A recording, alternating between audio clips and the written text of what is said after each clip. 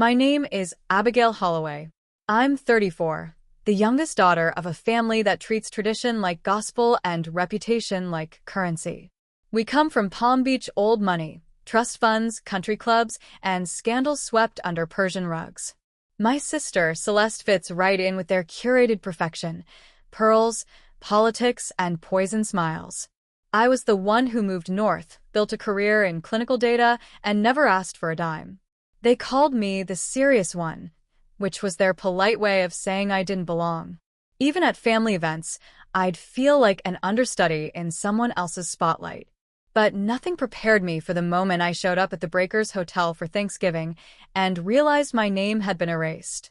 That was the moment I decided to hit record. The mug hit the floor before I did. Hot coffee splattered across the polished marble, brown spreading fast like a crime scene. The concierge's voice trailed off mid-sentence, hanging heavy between us. "I'm sorry, Miss Holloway, but there's no reservation under your name." My name. Like it was a technical error. Like it was me who didn't exist. Click. Heels, sharp and deliberate. Celeste. Well, she purred behind me, adjusting the cuff of her cream cashmere blazer. "You made it." Her smile was wide. Hungry. Made for an audience. She turned to the front desk clerk, voice louder than it needed to be. "We have rooms booked under Holloway. One for myself, my husband, and our daughter. Another for our parents." She tilted her head, faux confused. "Oh, not Abigail's name? That's strange." The clerk's screen glowed pale blue in his face. He blinked, already overwhelmed. My jaw didn't move. I said nothing. "Actually," Celeste leaned closer, the scent of gardenia choking, "we only booked for the real family." Behind her, my mother averted her gaze. My father checked his phone. No one said a word. Reputation is built in whispers and destroyed in silence, my grandmother used to say. Silence. That was their weapon now. I stepped back, slowly. My pulse echoed inside my ears. I picked up my bag, Navy Ramoa, paid with my own account, not family trust, and walked toward the glass doors. "Abigail," Celeste called after me, still expecting a scene. But I didn't give her one. My dignity wasn't for sale. Not anymore. I stepped into the Florida heat, pressed a button on my phone. The app opened. Rideshare. Then buzz. A notification. Blocked. My primary bank account. Locked. Suspicious activity detected. It read. Access restricted pending internal investigation. My eyes narrowed. I hadn't used it in 2 weeks. Buzz. Another one. Private group chat. Holloway Inner Circle. A video attached. 30 seconds. Me for months ago, defending my stance against a proposed family business pivot at a dinner. The clip was doctored, spliced to sound like I was threatening legal action. Zenda, Celeste. Caption. Told you she'd turn on us. I felt a bead of sweat slide down my spine. This wasn't exclusion. This was extraction. Another buzz. Unknown number. You should have stayed quiet. I looked up. A man in a linen suit stared at me from across the lobby window. When our eyes met, he walked away. I dialed the only number that still made sense. "Max," I said as he picked up. "I need your help. Now." His breath hitched. Then, "Where are you?" I turned to the valet lane. My voice was steel. Outside the war zone. Click. They erased me like I was nothing. But I just hit record. The door slammed shut behind me. Motel air. Stale. Over-chlorinated linen and lemon-scented bleach. Max tossed his laptop onto the bed. "They're not just cutting you out," he said, tapping furiously. "They're rewriting you." I peeled off my blazer. The lining was damp. Still no call from Mom. Or Dad. Or anyone. "Show me," I said. He pulled up a folder on the screen. Holloway Trust. Modifications. Dozens of PDFs. Timestamps. 2 weeks ago. One in my name with a digital signature. Mine. I never signed that. My voice was flat. Controlled. The rage hadn't found oxygen yet. Max's face was grim. It says you approved a transfer of your voting rights to Celeste. Forging a digital signature's a felony. In Florida? Only if we can prove intent. Otherwise, it's administrative misfiling. Of course, I muttered. Nothing says justice like fine print. He clicked open another file, a video. It was me. At that dinner. Celeste recording, probably under the table. I was saying something about legal liability and breach of ethics if the real estate pivot moved forward without transparency. But the cuts were brutal. Chopped. Rearranged. They made me sound hostile. Dangerous. I stared at the screen. You can slice anyone into a villain if you hold the scissors long enough. Max didn't smile. Instead, he passed me a small box. Found this in your suitcase. Black plastic. Not mine. Inside, a micro camera, embedded in the lining. My stomach dropped. GPS tracker and mic, he said. Activated 2 days ago. Heat rose to my cheeks. They bugged me. They're scared of you. No, I said quietly. They're building a case. Click. The motel lights flickered. Max froze. That wasn't power surge. He ran to the curtain, pulled it back an inch. Outside, parked 3 spots down, was the same black SUV. No plates. I reached for my phone. Too late. Screen. No service. Max grabbed a signal jammer from his gear bag. They're jamming. We need to move. We can't run. We can't stay. I looked at him. Then we infiltrate. Cut. Scene shift. Night. Holloway Estate, East Wing. Formerly owned by my grandmother. Left empty since her death. Officially under renovation. Unofficially, archive vault. Max picked the lock in less than 4 seconds. We moved fast. Gloves on. Lights off. Only one flashlight. I knew the layout. I used to play hide and seek here. Before I learned that secrets always win. The air inside was colder than it should have been. Back wall. Behind the painting of the Everglades. There was a keypad. I punched in her birthday. The door clicked open. A steel cabinet. No dust. Inside, an envelope. Labeled Project Absence. Max opened it. Documents. Contracts. Handwritten notes in her script. One line jumped out. If I disappear, start with Celeste. And follow the money. Below that, a USB. We pocketed everything. Then noise. Footsteps. Fast. Coming down the stairs. Not security. Max motioned to cut the lights. We backed into the corridor. Through the servants' pantry. Old wood creaking under every step. I used to run here barefoot, I whispered. She'd say, silence is how they survive you. The steps got closer. We slipped through a side door and bolted down the hill behind the estate. Street lamps buzzed. Our shadows kept moving even when we stopped. Max drove. I didn't speak until we were 10 blocks away. Then I whispered, she didn't die of heart failure, did she? Max's knuckles tightened on the wheel. No, she didn't. We reached a garage-safe house he used near Lakeview. Inside, we powered the USB. Audio recordings. My father, Celeste, in a hospital room. If she pulls through, the will can't change. Pause. Then my father's voice again. Then make sure she doesn't. I didn't blink. I want the originals, I said. Max looked at me. I want it all, I said again. And I want to show it. The light above us buzzed. Faint hum. Another cut. Then I saw it, the small red light on the smoke detector. Someone else was already watching. They planted a camera in my suitcase. Rain hit the windshield like gunfire. Sharp. Constant. Florida didn't drizzle, it attacked. Max drove with one hand, eyes darting from mirror to side streets. If they know we have that USB, we're dead weight. They don't want me dead, I said. They want me discredited. That's usually the first step.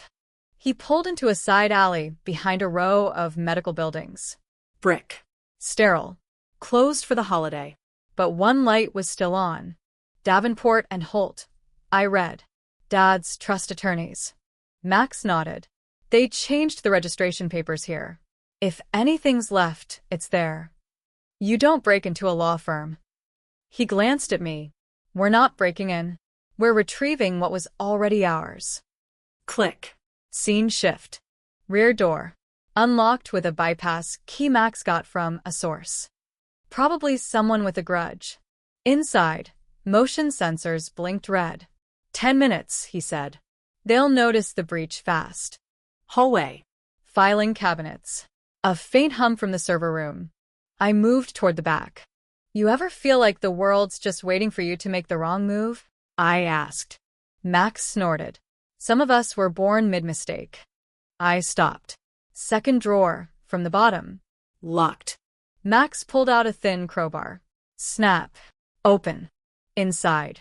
Folders. Trust modification agreement. Digital printouts. Physical copies. And a handwritten note. Ensure Abigail Holloway's role is legally obsolete before Q4 review. No signature. Just a printed name. C. Holloway. I reached for my phone to photograph, then froze. Max. What? Back room. Voices. We ducked. Lights flicked on. 2 men entered from the lobby. Not police. Suits.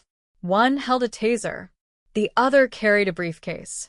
I told you we should have burned it last week, one said. The USB confirms too much. Max and I slid along the hallway wall. Cut. Glass panel shattered. Alarm blared. We've got to go. Max hissed. We ran. Out the fire exit. Back into the rain. My foot hit pavement wrong. Sharp twist in my ankle, but I didn't stop. Behind us, footsteps. Abigail, a voice barked. Not Max. Someone else. I turned a corner. Dark alley. Trash bins. No way out. Breath ragged. Hands scraped. Max pulled me down behind a loading dock. Footsteps passed inches away. Then gone. We waited. 60 seconds. 90. Finally, silence. He helped me up. You're bleeding. I'll live. Scene shift. Motel. Again. Curtains drawn. USB plugged into Max's encrypted drive. I was wrong, he whispered. On screen, emails. One stood out. From n.holloway@hollowaytrust.com. To Celeste.holloway@hollowaytrust.com. Subject: Asset realignment. Text: If she finds out what we did with the hospice deal, we're finished. Lock the records. Alter the timeline. Make her disappear, on paper first. Hospice. I stared. That's Grandma's case. Her DNR was changed. She died 2 days after that email, Max said. I sat down. Hard. They didn't kill her. They managed her exit. Max didn't reply. I clicked another file. Security footage. From the hospital. Frame by frame. Dad. Celeste. Their lawyer. Timestamp: 5:47 p.m. That was when the DNR was modified. But there was someone else. A nurse. Short. Hair pulled back. Familiar eyes. Pause it. Max zoomed in. It was my mother. Scene shift. I walked out of the room, rain soaking my clothes through the broken motel AC. Somewhere, under every betrayal, is the person who stayed quiet the longest. They want me to run, I said. But I'm done running. Max joined me. What now? I pulled out the camera. We show them what they never thought I'd survive to tell. Play it back. Every damn frame. The rain hadn't stopped. It followed us to the cemetery, drumming on the polished casket of Aunt Ruth like a war beat. She wasn't supposed to die this week. Car accident, they said. Lost control. But Ruth didn't drive in storms. And she sure as hell didn't die with a folder of Holloway documents in her passenger seat by coincidence. Celeste wore black Chanel. Pearl earrings. Not a tear in sight. Dad did his standard eulogy. Safe, flat, forgettable. Max stood with me under the canopy, eyes locked on the priest, but his hand kept tapping a rhythm on his thigh. 3 short. 2 long. Repeating. I checked the report, he muttered. No tire tracks. No skid marks. No phone records recovered. Wiped. Or never there. The casket lowered. Mud splashed. Someone sniffled. Not grief, allergies, or guilt. I scanned the crowd. My mother stood near the back, alone. I moved toward her, boots sinking slightly into wet grass. "You knew," I said. She didn't look at me. "I saw the video," I added. "The hospital. You were there. You saw what they did to her." Finally, her voice. Quiet. Raw. I was a nurse before I was a wife. And then I wasn't anything. "Why didn't you stop them?" She looked at me then. "Because I thought staying silent would keep you safe." From what? From the truth. That you were never supposed to have a say. Cut scene. Reception. Holloway Estate. Crystal glasses. Cold shrimp. Old money morning. I slipped upstairs. Grandma's room had been sealed since the funeral, but the lock was basic. Cheap. Inside, dust. Her closet still smelled like lavender. I knelt near her vanity. The drawer stuck. I yanked. It snapped open. Inside, a flash drive taped beneath the wooden slat. Back downstairs. I found Max in the hallway. We left. Cut. Back at the safe house, we loaded the drive. One folder. Labeled Palliative Adjustments. Phase 2. It was a record of assets reallocated 36 hours before my grandmother's death. Names. Trusts. Hidden accounts in offshore entities, redirected to CH Holdings. Celeste. All of it rerouted. Every penny of Grandma's legacy. She moved it before they could, I said, scanning the transfers. Max's jaw locked. And they killed the paper trail. Then maybe her. Maybe, I asked. He nodded at another folder. Video again. Grandma. In a hospital bed, talking to someone off-screen. Her voice was weak but clear. "If anything happens to me, it won't be natural. My family has turned cancerous. Except Abigail. She still remembers who we were before the money infected us." I sat back. "No one believed her," I said. "They will now." Another alert. Email. Anonymous sender. Subject. "You're next." Attachment. Surveillance photo. Me and Max leaving the funeral. Time-stamped. Shot from a high angle. "Someone's watching the estate," Max muttered. "They're watching everything." Phone buzzed again. Another anonymous email. Video file. I played it. A recording from inside Holloway Legal. Dad's voice. "She's digging too fast. If she gets into the safe, it's over." Celeste. Then we closed the door. Permanently. Silence. Then a third voice. Low. Gruff. Unfamiliar. "She won't survive the party." Pause. I stared at Max. "They're planning something." "Party?" he asked. "Dad's 70th. This Friday. Holloway Ballroom. Full press. Family announcement. They'll bury you in front of everyone." I stood. Then we turned the ballroom into a crime scene. Max raised a brow. "You said you wanted justice." Not spectacle. I stared at the camera. Justice doesn't go viral, but spectacle does. They erased one woman. I won't let them erase another. The ballroom was gold. Every chandelier a threat. Every server a witness. Dad stood near the center, shaking hands with the senator. Celeste posed for the photographer like she'd rehearsed it. Her dress sparkled with a line no one else could see. I adjusted my jacket, pressed the earpiece deeper into my canal. Max, confirm visual. Confirmed. His voice crackled. Camera feeds linked. We go live in 6. Is the file set?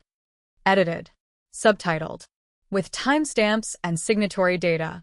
If they panic and kill the audio, they'll still read every damn word. I walked past the stage. Staff moved like ghosts, hauling trays and champagne buckets. None of them looked me in the eye. Good. They never saw me coming. Cut scene. Backroom. Max sat at a terminal built from borrowed tech and stubborn ambition. 3 monitors. All synced. One showed the main ballroom feed. Another, the backup projection. The third, A private stream for a journalist in New York with 2.3 million subscribers and no fear of lawsuits. 3 minutes, Max muttered. We can pull this anytime. We don't pull. He looked at me. You sure? They tried to erase me. Let's remind them what I remember. I moved back into the main room. The program began. A speech from the Holloway Foundation Board. Another from the charity rep. A video montage, curated to show a legacy of wealth and benevolence. False histories playing on repeat. Then came the family message. Dad approached the podium, cleared his throat. I raised my phone and tapped one button. The ballroom screen flickered. Static. Then, my voice. They erased me like I was nothing. So, I recorded everything. Gasps. Heads turned. The video began. A slow cut. Grandma's hospital footage. Her voice trembling. If I die, it won't be natural. Cut. Email overlays.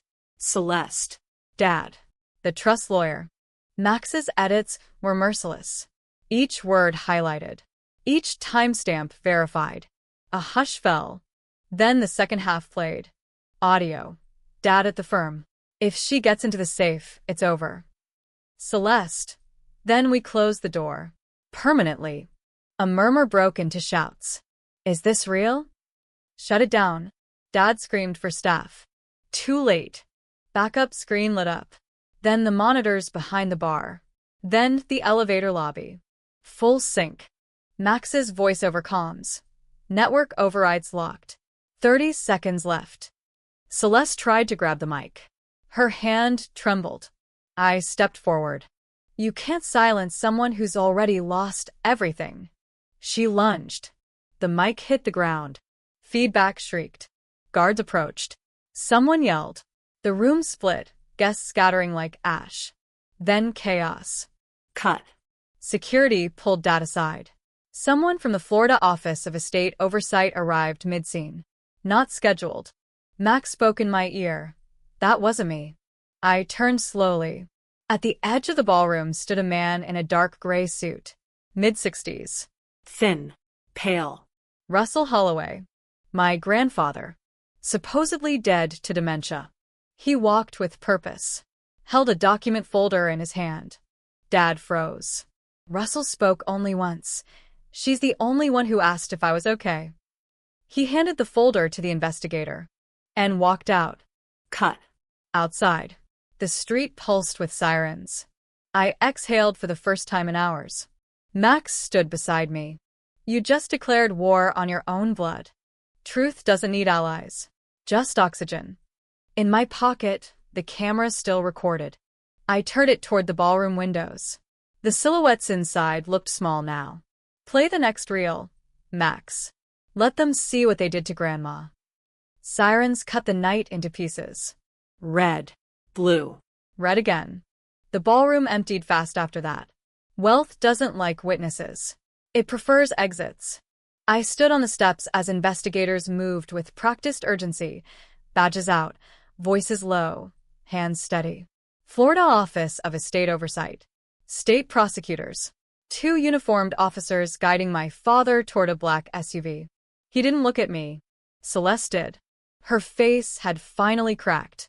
Mascara streaked. Mouth open, but no words left. For the first time in her life, there was nothing she could curate. Someone once said power isn't loud when it's real. It's quiet, like gravity. Cut. The holding room smelled like disinfectant and old air. Dad sat at the metal table, hands cuffed. Celeste paced. Her heels clicked, still trying to perform control. An investigator slid a file toward me. Ms. Holloway, we'll need your formal statement. And the originals. They're clean, I said. Time-stamped. Verified. The trust modifications violate fiduciary duty. The hospice DNR alteration breaches medical consent law. And the offshore transfers trigger federal reporting thresholds. He nodded. You've done your homework. I had good teachers, I said, thinking of my grandmother. Cut. My mother waited in the hallway. She looked smaller now, like the weight she'd carried had finally been set down. I'm sorry, she said. Her voice didn't shake this time.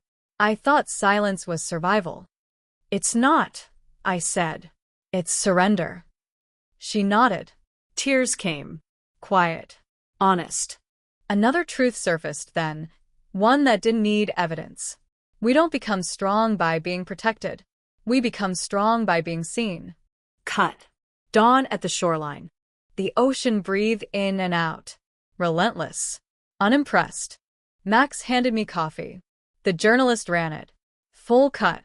No edits. Good. The numbers are climbing. I don't care.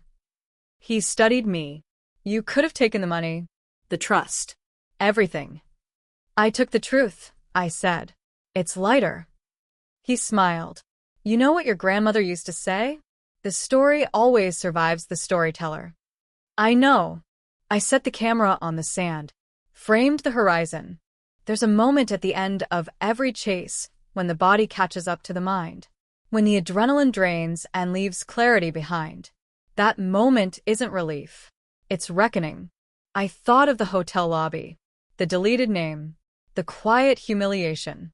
Funny how erasure sharpens memory. I spoke into the lens. Not for the audience.